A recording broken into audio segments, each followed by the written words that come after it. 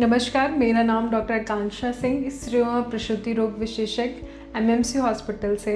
आज हम बात करेंगे एनीमिया ड्यूरिंग प्रेगनेंसी कि जो गर्भवती महिलाएं होती हैं उनमें खून की कमी जब आ जाती है तो उसे हम एनीमिया कहते हैं। तो जनरली शरीर में खून का कम होना ही एनीमिया कहलाता है। ये जो टॉपिक है इसके बारे में पूर्णतः जानकारी होना बहुत आवश्यक है। तो हमारे देश में 60% महिलाएं, अधिकतर लगभग 60% महिलाएं एनीमिया से सफ़र करती हैं। अच्छा, एनीमिया जो है वो हम लोग को होता है लेकिन हम उसको इग्नोर करते हैं। लेडीज़ जनरली इग्नोर करती हैं कि उनको ऐसी प्रेगनेंसी है तो शायद चक्कर आ रहे होंगे। तो जो सिम्टम्स, कॉमन सिम्टम्स हैं, हम उसके बारे में भी बात करेंगे। तो मदर में आफ्टर डिलीवरी और बिफोर डिलीवरी अगर एनीमिक मदर है तो क्या क्या चेंजेस आएंगे उसके बारे में मैं आपको बताऊंगी। सबसे पहला चेंज जो आप देखेंगे, आपको हमेशा कमज़ोरी सी महसूस होगी, थकान महसूस होगी, हमेशा बॉडी जो है आपकी वो सुस्त रहेगी, सिर में दर्द आपको हो सकता है, कांस्टेंट हेडेक आपको बना रहेगा। दूसरी चीज़, आपके पैरों में सूजन आ सकती है, आपके जो फेस का कलर है वो पेल येलो मतलब वाइटिश या हल्का येलोइश सा भी हो सकता है।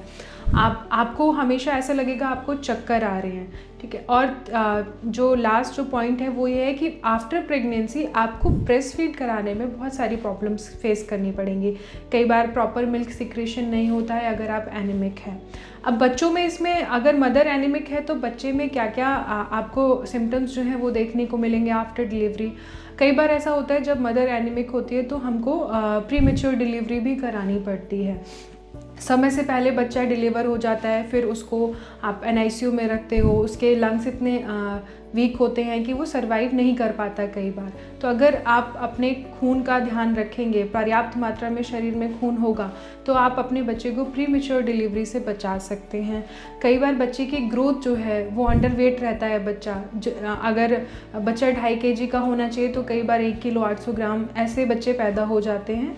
और कई बार डिलीवरी के बाद बच्चों को जॉइंटिस बहुत जल्दी डेवलप होता है क्योंकि माँ के ब्लड में अगर खून, माँ के शरीर में अगर खून कम रहेगा तो जाहिर सी बात है बच्चे में भी ब्लड कम ही रहेगा। हाँ, अब हम बात करेंगे प्रेगनेंसी में आपको कितनी मात्रा में आयरन पर डे के हिसाब से चाहिए होता है।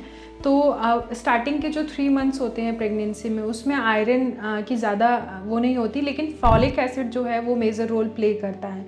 तो from the day of you get pregnant to till 3 months आपको फॉलिक एसिड कंटिन्यू रखना होता है। आफ्टर दैट जो आपका 12 वीक्स के बाद का जर्नी है उसमें जो आयरन की जो नीड है वो आपकी 3 से 4 गुना बढ़ जाती है।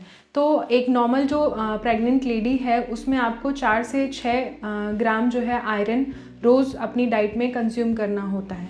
और सबसे ज़्यादा जो नीडेड होती है वो लास्ट 3 मंथ्स में होता है आयरन। आफ्टर 24 वीक्स जो आयरन बॉडी को चाहिए होता है वो 10 टाइम्स बढ़ जाता है। तो आपको पर डे के हिसाब से 10 ग्राम आयरन जो है कंज्यूम करना होता है। अब हम बात करेंगे आयरन की जो टैबलेट्स होती हैं उनकी डोजिंग कैसे लेनी चाहिए, क्या एप्रोप्रिएट मेथड होता है।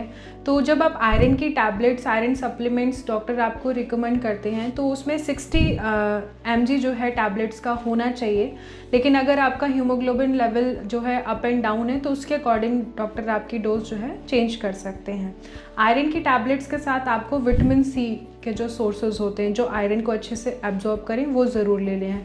लाइक आप मौसमी का जूस पी सकते हैं, संतरे का जूस आप पी सकते हैं। ये सारी चीज़ें आयरन को बॉडी में अच्छे से एब्जॉर्ब करेंगी। तीसरी चीज़ जो है, आपको आयरन और कैल्शियम दोनों टैबलेट्स एक साथ कभी भी नहीं लेनी है। आपको 4 to 6 आवर्स का गैप जो है आयरन कैल्शियम की टैबलेट्स में रखना है। जब भी आप आयरन कंज्यूम करते हैं तो एक दो कुछ चीज़ें ऐसी होती हैं जिनको आपको नहीं कंज्यूम करना है। जैसे आपको टी नहीं लेनी है, आप चाय अगर पीते हैं तो आपको आयरन की टैबलेट्स के टाइम पे चाय नहीं पीनी है, उसको अवॉइड करना है। कैल्शियम को एक साथ नहीं लेना है, उसको भी अवॉइड करना है।